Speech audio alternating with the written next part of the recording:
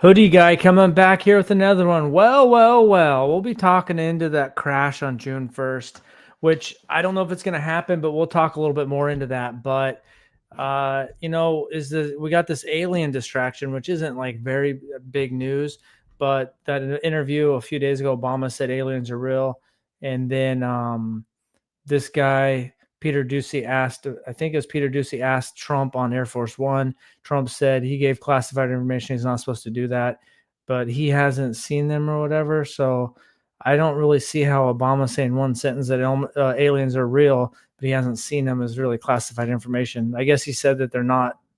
They're not in Area 51 or whatever, but seems like a distraction.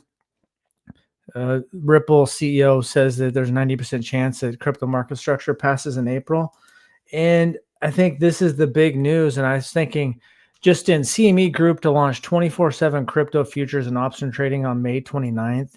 So a few days after May 29th, because I didn't even see what day of the calendar it was, but I was just thinking June 1st, like a couple days for everything to get rolling. I guess it's Friday. So a couple days later, once, June 1st, 2nd or whatever, this person made a good comment that was kind of popped into my head, and that's what I thought. It says, see me launching 24/7 crypto futures on May 29th. Wall Street wants you to think it's bullish. Let me tell you what it actually means. They can now manipulate crypto 24/7 and just instead of weekdays. Why is this bad for crypto? Cash settled equals no real Bitcoin. CMU futures don't require actual BTC. And that's what I was understanding too, is the futures is just a bunch of paper trading. And it's the easiest way for people to short it. They can naked short infinite supply without owning a single coin. Classic Wall Street playbook. Weekend dumps just got easier. Those brutal 3 a.m. Sunday night liquidation wicks. Now institutions can execute them via regulated futures markets. Price discovery equals price control. High frequency trading bots 24/7. The reality, gold got neutered by paper futures. Silver got suppressed by paper futures. Now Bitcoin gets the same treatment. So there's already some futures, but I know that we'll be getting a new Fed chairman. So the new Fed chairman, Kevin Warsh, we got what could be a war with Iran coming soon. That could tank the markets. If it gets over soon, that could be a V-shaped recovery. Meanwhile, Kaspa's chugging along. Wallet number one had pretty much just keeps chugging along there. He's the 1.35 billion there. And it's interesting because there's just so much going on. The Kubisi letter seems like it's don't forget one of the president's top economic priorities is lowering gas price to $2 a gallon. Right now, the gas prices are going up, oil prices are going up because of the potential U.S.-Iran conflict. Sometimes you go on the Kubisi letter and it gives you a stark look sometimes. Retail investors are rushing into software stocks. Crypto outflows remain strong. UK breaking Trump, whatever. Breaking Amazon surpassed Walmart as the world's largest company by revenue. The U.S. economy is now relying on older Americans like never before. Americans age 55 plus now represent 45% of all U.S. consumer spending. Foreign enrollment in U.S. colleges is failing. So it just seems like, some ways the economy is going good, some ways it's not going good. And if Bitcoin does start getting manipulated on, at the end of May and say June 1st, because it takes a couple of days for everything to get set up, maybe longer, then altcoins could be getting, in for a rough year. So it seems like Clarity Act, a new Fed chair, could be some bullish stuff there. It did seem like that they're having to pump some market in there. I think that, there's a lot of people focused on politics and Trump or this or that or Biden that. But if you look at like iPhones, and it should be smartphones, that in a pretty short period of time, everyone's got this supercomputer that they can't get their eyes off of, carrying around everywhere on their body. AI now, which is pretty much large language models, changing how people do work, changing the job structure, changing the job landscape, national and personal debt, money printing. To me, those things are changing society more. Having to work harder. If you go, I think on the other day, a Kabisi letter was saying that more Americans are working a second job than ever.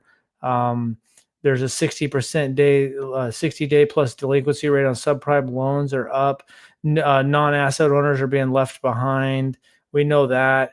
29% of U.S. home buyers paid with all cash in December, the lowest of any December since 2020. Cattle shortage. So I don't know. I think things are going to work out, but if we're in the fourth turning there, we could be kind of bumping into a transition. And maybe Musk has this future where there's an abundance in AI and robotics, and there's this abundance, but is there going to be kind of a bumpy road on that path of that from here to there, where people don't have assets, get left behind? Okay, you have all these corporations making a lot of money with not a lot of people. Is that money really going to trickle down to the average person, or is it just going to be enough to barely get by, which is the most likely scenario? So buckle up. I don't know. Our business sales are down. It might be down 45% this month, down 35% last month. So that's a little worrisome. I haven't even been looking at crypto. I got the sports YouTube channel that I've been working on. I'll work on it like once a year and post some videos on it. And I've been doing that for a couple of years. So trying to get that one to get where it gets monetized. It's pretty fun because it's something more fun for me to think about, like Americans, baseball, American football, basketball. Just because it's not related to, oh my God, the economy's good, the economy's bad. Oh, Bitcoin's doing this, this is that. Oh my God, basically you're kind of watching water boil, and with all the stuff, and Kaspa is going to have its May 5th hard fork if things stay on track. But depending on what happens with Kevin Warsh, the economy, macro conditions with Iran, if the Russian war stopped, Ukraine war, and I don't know, I could see some heavy shorting because of this, and it could change it with the 24/7 instead of, I don't know, I guess right now it's more business hours. I don't know the exact hours right now, but it just feels like the 24/7 could open up to more shorting. And so that could, be a price, suppressor. And I don't know, maybe that's all this stuff could lead to the October bottom that some people think is on the table. We don't have a crystal ball. Moon, yeah, I hope we're going to the moon, man. The that's what I would like to see. But right now, seems like a lot of macro stuff's negative. You still have stuff chugging along, and if Kaspa increases builds on the 10 blocks per second, and the covenants and the hard fork, and if VPROGs kind of land, we just don't know if those narratives are going to catch on to the crypto, or if more retail is going to pile in. I was going to make a video, but I had this idea popped in my head. It's called the 5 altcoin theory. And I think about maybe I'll make a video about that tomorrow or on the weekend. But overall, I think that the moral of the story for today's video is that this 24/7 crypto futures options, where you don't actually have to have any Bitcoin to make the trade, could be negative for it, maybe especially in the short term. I don't know.